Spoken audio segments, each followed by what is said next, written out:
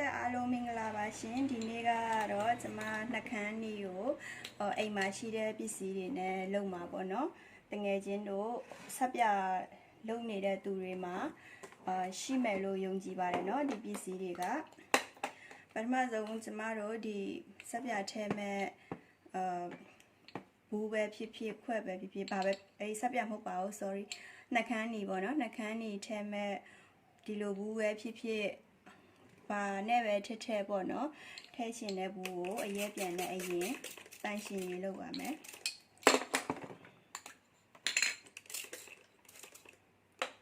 တကယ်လို့နှက်ခမ်းနီအတောက်အဟောင်းတွေရှိလို့ရှင်လည်းသုံးလို့ရပါတယ်နော်အရေးပြန်နဲ့ဖြန်းပြီးလို့ရှိရင်အဝတ်နဲ့တေချာတုပ်ပြီးတော့ပြင်ထားမယ်နော်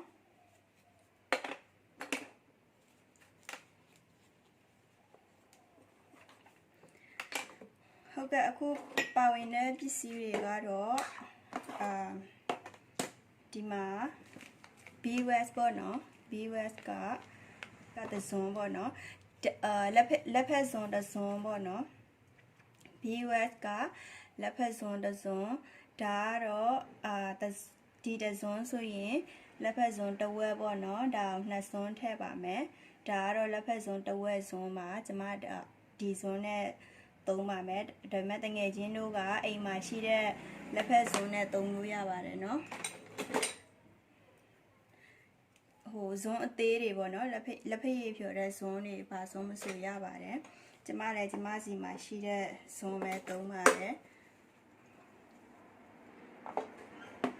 ပြီးလို့ရှိရင်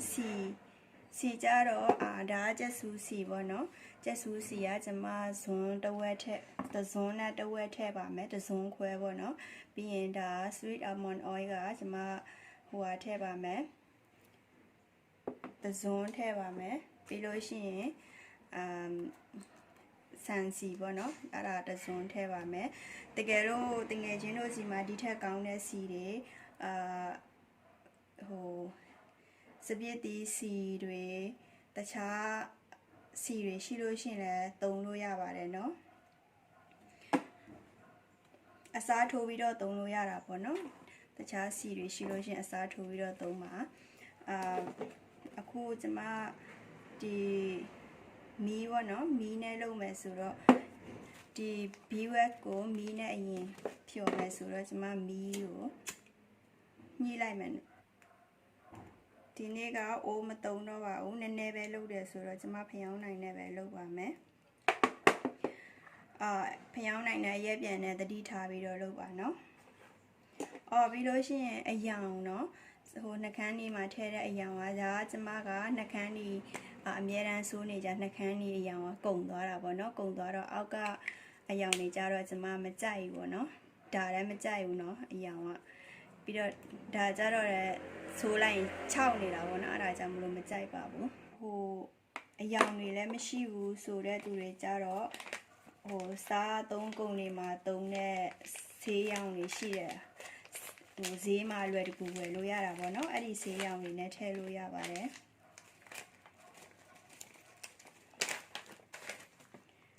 ပြီးရင်ကျမတို့ကခွက်ကိုဒီပေါ်မှာတင်လိုက်မယ်နော်မီးပေါ်မှာတင်လိုက်မယ်ခွက်ကဒီလိုပါးစပ်လေးရှိနေရင်ပိုကောင်းတာပေါ့နော်ဒီလိုချွန်ချွန်လေးအဲ့လိုထည့်ရတာလွယ်တာပေါ့နော်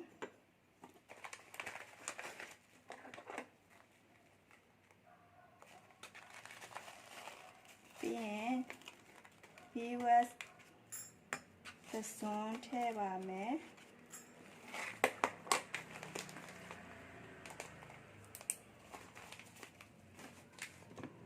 ပြီးရင်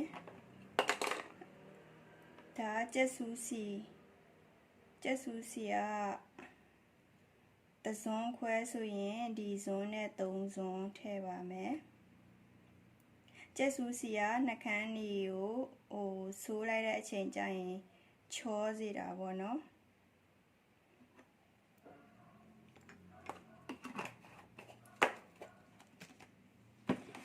ပြီးလို့ရှိရင်ဆန်စီကတစုံထည့်ပါမယ် စီတွေထဲမှာပါဗိတာမင်တွေပါတယ်ဆိုတာကိုကျမတို့ကြည့်လို့ရတယ်နော်ဒီသူ့ရဲ့အညွှန်းတွေထဲမှာဖတ်လို့ရတာပေါ့နော်ဒါကတော့ထိုင်းနိုင်ငံကဆိုတော့ထိုင်းစာပဲရှိတာပေါ့တကယ်လို့မြန်မာပြည်မှာဆိုရင်တော့မြန်မာစာအင်္ဂလိပ်စာတွေရှိမှာပေါ့နော်ဒီဆန်စီဒီစပါးစီကြတော့ဗိုက်တာမင် E များတာပေါ့နော်ဗိုက်တာမင် E များတယ်ဆိုတော့ကျမတို့ကတကယ်လို့တကယ်ချင်းတို့ဗိုက်တာမင် E ထည့်ချင်လဲထည့်လို့ရတာပေါ့နော်တစ်ပွဲတစ်စက်နှစ်စက်ထည့်လို့ရတာနော်နည်းနည်းလေးပဲထည့်ပါထည့်တာများလို့ရှိရင်စီကက်ကပ်ဖြစ်နေမှာဆိုလို့ပေါ့နော်ဆန်စီကတစ်စုံထည့်ပါမယ်ဆန်စီနဲ့စပါးစီနဲ့မှားပြီးခေါ်နေတာ sorry ပါစပါးစီပါတစ်စုံဆိုရင်တော့ဒီဇွန်နဲ့နှစ်စုံပေါ့နော်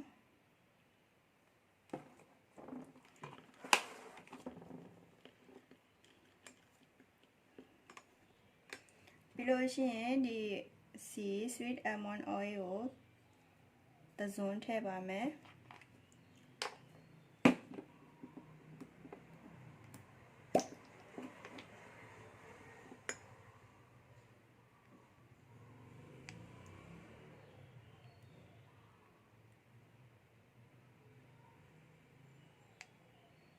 တခြားစီတွေလည်းထည့်လို့ရတယ်နော် grape seed oil jojoba oil စီကအမျိုးမျိုးအများကြီးရှိတာပေါ့နော်သားရည်အတွက်ကောင်းတဲ့နှကန်းအတွက်ကောင်းတဲ့စီတွေကြိုက်တဲ့စီကိုထည့်လို့ရပါတယ်ဆက်ပြလုပ်သူတွေကိုယ့်ရဲ့အိမ်မှာရှိတဲ့စီပေါ့နော်ဆက်ပြလုပ်သူတွေမှာရှိတာပေါ့နော်စီတွေအများကြီးရှိမှလို့ယုံကြည်ပါတယ်ဆက်ပြလို့သူတို့ပြောတာဒီကျမရဲ့ channel ကအမြဲတမ်းဆက်ပြလုပ်တဲ့နီလန်းတွေကိုတင်ပေးနေတဲ့ channel ဖြစ်ပါတယ်တကယ်ချင်းတို့လည်းဒီဗီဒီယိုကိုတွေ့ပြီးတော့ဆက်ပြလုပ်တာစိတ်ဝင်စားတဲ့ဆိုလို့ရှိရင်ကျမရဲ့ channel ထဲက playlist မှာသွားကြည့်ပေါ့နော် playlist ထဲမှာကျမခွဲထားတာပေါ့နော်ဆက်ပြစီလုပ်တာနဲ့ဆက်ပြခဲလုပ်တာနဲ့ပြီးလို့ရှိရင် cream တွေလုပ်တဲ့ playlist နဲ့ playlist တွေမျိုးရှိတာပေါ့နော်ပြီးရင် DIY playlist ကျမခွဲပေးထားမယ်နော်တကယ်လို့ DIY DIY ကိုပေါ့နော်စိတ်ဝင်စားတယ်နီးတွေစိတ်ဝင်စားတယ်ဆိုလို့ရှိရင်လည်းနောက်ထပ်လည်းအများကြီးတင်ပေးဖြစ်အောင်ကြိုးစားနေပါတယ်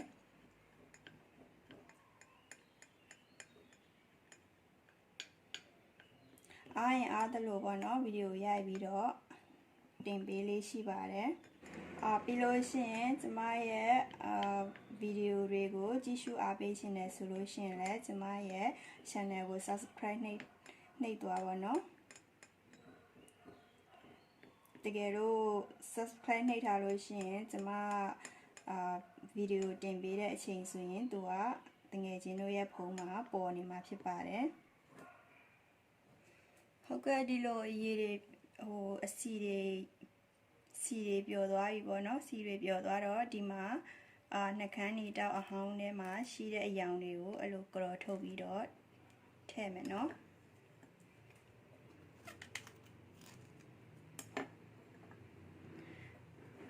ခုနကတော့ပြောသလိုပေါ့နော်နှကန်းနေအဟောင်းမရှိဘူးဆိုလို့ရှိရင်လည်းဈေးမှာပေါ့နော်မုတ်လုံးတဲ့ပစ္စည်းတွေရောင်းတဲ့ဆိုင်မှာပဲလားပါလားပေါ့နော်အဲ့ဒီလိုဆိုင်တွေမှာစားတော့ထဲတဲ့အယောင်တွေဝယ်လို့ရပါတယ်ကျမတို့ကြောက်ချောလို့တလို့ပေါ့နော်အယောင်တွေအဲ့လိုအယောင်တွေသုံးလို့ရပါတယ်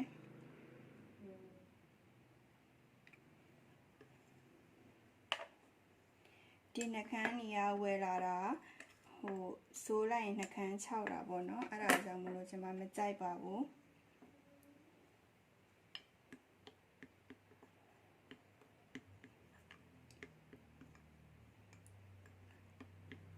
အနက်လည်းထည့်လို့ရတယ်เนาะတကယ်လို့ကိတ်တွေပါတယ်ထည့်တဲ့အနက်တွေရှိလို့ရှိရင်လည်းထည့်လို့ရပါတယ်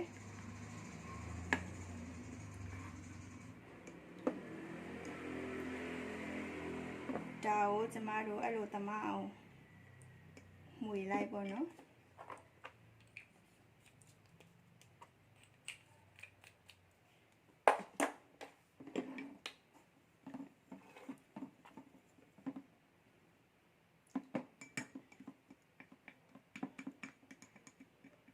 အယောင်တွေအကုန်လုံးတမသွားပြီဆိုလို့ရှိရင်ကျမတို့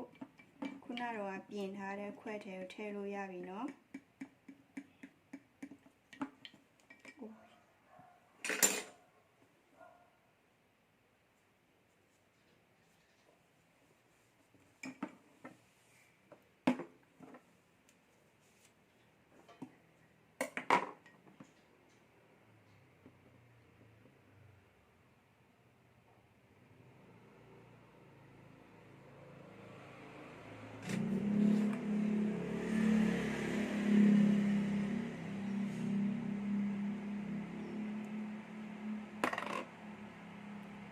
နော်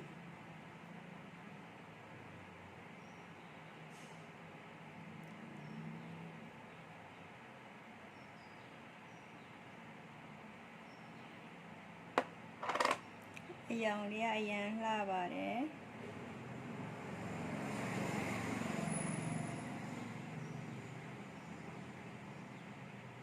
ဟုတ်ကဲ့တကယ်ချင်းတို့လည်းစမ်းလုံးကြည့်ကြနော်ဒီလိုနီးလေးနဲ့ဒါကတော့ပစ္စည်းကတော့ဘာမှတိတ်မရှိဘူးပေါ့နော်ပြီးလို့ရှိရင်ဒီလိုနှကန်းနီလေးအလွယ်တကူနဲ့အိမ်မှာကိုယ်တိုင်လုပ်ပြီးတော့မှသုံးလို့ရတဲ့အိမ်အန်ဒီရလည်းမရှိပါဘူးဈေးမှာ